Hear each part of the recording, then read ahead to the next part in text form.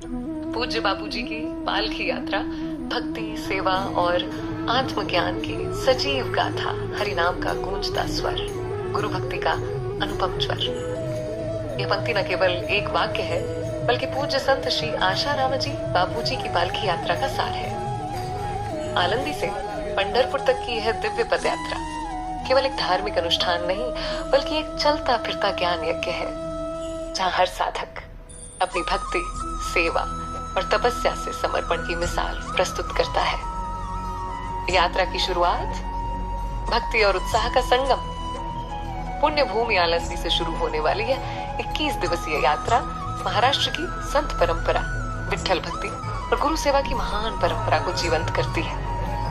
यात्रा की शुरुआत होते ही वातावरण में एक अलौकिक ऊर्जा भर जाती है। सैकड़ों साधक एक स्वर में हरि नाम विठ्ठल का संकीर्तन करते हुए चल पड़ते हैं। हर कदम के साथ भक्ति की गंगा प्रवाहित होती है। पूज्य बापूजी के भाव, साधकों के लिए आशीर्वाद का सागर। जब पूज्य बापूजी रथ पर विराजमान होकर साधकों के बीच आते हैं, तो वह दृश्य अलौकिक बन जाता है। साधकों की आंखों में चमक, चेहरे पर मुस्कान और हृदय में उमड़ती श्रद्धा स्पष्ट दिखती है। बापूजी के दर्शन मात्र से साधकों को वह आत्मिक शांति प्राप्त होती है, जो शब्दों में व्यक्त नहीं की जा सकती। भक्ति की अनुभूति, साधकों के दिव्य अनुभव। हर वर्ष की भांति इस वर्ष भी कई साधकों ने पालकी यात्रा में भाग लिया। साधकों ने बताया कि जैसे जैसे यात्रा आगे बढ़ती गई, शरीर की थकान मिटती गई और मन मस्तिष्क में केवल आनंद, सेवा और समर्पण की भावनाएं भरती गई। एक वृद्ध साधक ने भावुक होकर कहा, मैं पिछले कई वर्षों से पालकी यात्रा में आता हूँ। पहले दिन पैर दर्द करते हैं, लेकिन जैसे ही बापूजी के रथ के दर्शन होते हैं, सारी पीड़ा दूर हो जाती है। बस फिर तो हर कदम आनंद का होता है। सेवा का स्वरूप, त्याग और प्रेम से ओतप्रोत यह यात्रा अपने आप में सेवा और त्याग का जीता जागता उदाहरण है। साधक हर पड़ाव पर स्वयं भोजन बनाते हैं, जमीन पर बैठकर प्रेम पूर्वक कीर्तन करते हैं और हर राहगीर को आश्रय प्रसाद बांटते हैं। यह किसी भी साधक के मन में आराम या सुविधा की मांग नहीं होती।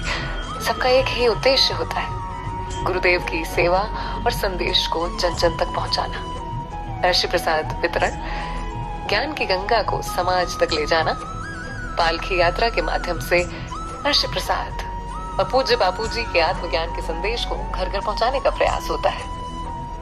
साधक स्टेशन, बस स्टैंड, मंदिरों, गांव गांव जाकर आश्रय प्रसाद वितरित करते हैं और लोगों को बापूजी के सत्संगों की जानकारी देते हैं। एक साधिका ने बताया, जब हम आश्रय प्रसाद बांटते हैं तो कई लोग पहले आश्चर्य करते हैं, फिर उनकी आंखों में श्रद्धा उतर आती है। ये सेवा करते हुए ऐसा लगता है जैसे हम भगवान के संदेशवाहक बन गए। एक युवा साधक कहता है, आज की पीढ़ी जहां मोबाइल और मनोरंजन में डूबी है, वहां मैं 21 दिन बापूजी की प्रेरणा से हर सांस को हरि नाम में लगा पाया। यही सच्चा आनंद है। समिति की अद्भुत व्यवस्था, पूर्ण योग वेदांत सेवा समिति, हर वर्ष इस आयोजन को इतनी कुशलता से सुसंगठित करती है कि कोई भी साधक अभाव महसूस नहीं करता। भोजन, पानी, चिकित्सा, विश्राम, सब कुछ साधकों के लिए सुलभ रहता है और सबसे बड़ी बात, सब सेवा भाव से होता है।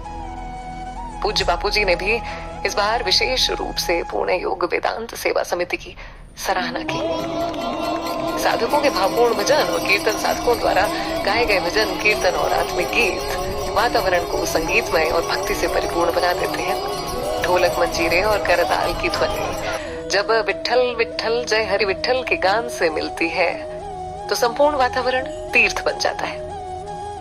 पड़ाव पड़ाव पर पवित्रता का संचार। जहां जहां पालकी पहुंचती है, वहां के लोग श्रद्धा से स्वागत करते हैं। कई स्थानों पर ग्रामीण महिलाएं, बच्चे, वृद्ध सभी बापूजी के रथ के दर्शन के लिए उमड़ पड़ते हैं। साधकों को जल, फल, प्रसाद आदि देकर लोग भी पुण्य अर्जित करते हैं। तपस्या और त्याग की साक्षात प्रतिमा। साधक गण, वर्षा, गर्मी, धूल, कुछ भी इन साधकों के उत्साह को कम नहीं कर पाता। नंगे पैर, सिर पर पोटली और हाथ में कीर्तन की मंजीरा, यही है उनका आभूषण। न कोई आराम की मांग, न कोई शिकायत। ये तपस्वी साधक निस्संदेह प्रेरणा है आज की युवा पीढ़ी के लिए। पुणे योग वेदांत सेवा समिति और सभी साधकों को शत शत वंदन, जिन्होंने इस आयोजन को सार्थक और भव्य बनाया।